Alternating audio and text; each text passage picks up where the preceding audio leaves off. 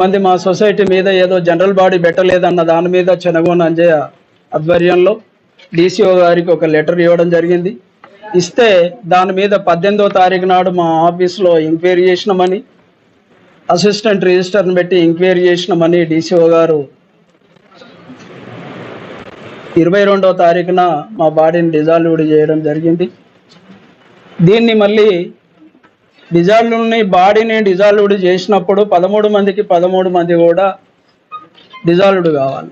మళ్ళీ 6గురిని ఎంపిక చేసుకున్నారు ప్రతిపక్ష పార్టీలకు సంబంధించి. అది అంటే బీజేపీకి సంబంధించిన వాళ్ళని 4గురిని, సిపిఎంకి సంబంధించిన వారిని 1 కాంగ్రెస్ పార్టీ ఈ మధ్య కాలంలో కాంగ్రెస్ పార్టీ పోయినటువంటి వైస్ చైర్మన్ అంజయ్య గారితో ఒక కమిటీ వేసిపోయారు.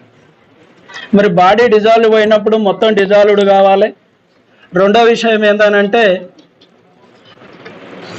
ఎవరైనా ఒకరు ప్రభుత్వ ఉద్యోగి ఇన్ఛార్జ్ చేయవలసినటువంటి అవసరం ఉండే. రెండోది ఏంటంటే ఒక జీవో తీసుకొచ్చి సస్పెండ్ చేసి అదే జీవో మీద మళ్ళీ ఇంకోరిని వేయడం అనేది కోర్టు తప్పుపట్టడం జరిగింది. దీని మీద నేను హైకోర్టుకి వెళ్ళడం జరిగింది. హైకోర్టుకి వెళ్ళిన తర్వాత వాదోపవాదాలు జరిగిన తర్వాత వాస్తవికంగా ఏంటంటే ఆయనకు ఎవరు అభ్యంతరాలు చెప్పిందో ఆయన ప్రూవ్ చేయలేకపోయాడు. తదుపరి 18వ తారీఖు నాడు మా ఆఫీస్కి వచ్చి ఫీల్డ్ ఇన్స్పెక్షన్ చేసిండు, అసిస్టెంట్ రిజిస్టర్ అని అందులో పేర్కొన్నాడు. కానీ ఆయన 18వ తారీఖు నాడే ఫీల్డ్ ఇన్స్పెక్షన్ చేసి ఉంటే మరి 12వ తారీఖు నాడు మేము జనరల్ బాడీ చేసినాం, మరి దాన్ని కూడా నమోదు చేయవలసినటువంటి అవసరం ఉండే. కాబట్టి ఆ రోజు 18వ తారీఖు నాడు ఎట్టి పరిస్థితుల్లో కూడా సొసైటీకి వచ్చి ఫీల్డ్ ఇన్స్పెక్షన్ చేయలేదనేది ప్రూఫ్ అయ్యింది.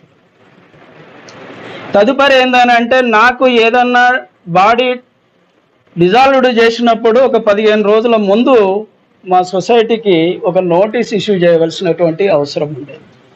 అక్కడ కూడా తప్పిదాలు చేసి ఏదేమైనా కానీ టీఆర్ఎస్ పార్టీకి సంబంధించినటువంటి బాడీ ఉండొద్దు, టీఆర్ఎస్ పార్టీకి సంబంధించినటువంటి చైర్మన్ ఉండొద్దు అని ఒక 6 నెలల నుంచి ఈ విధమైనటువంటి తప్పుడు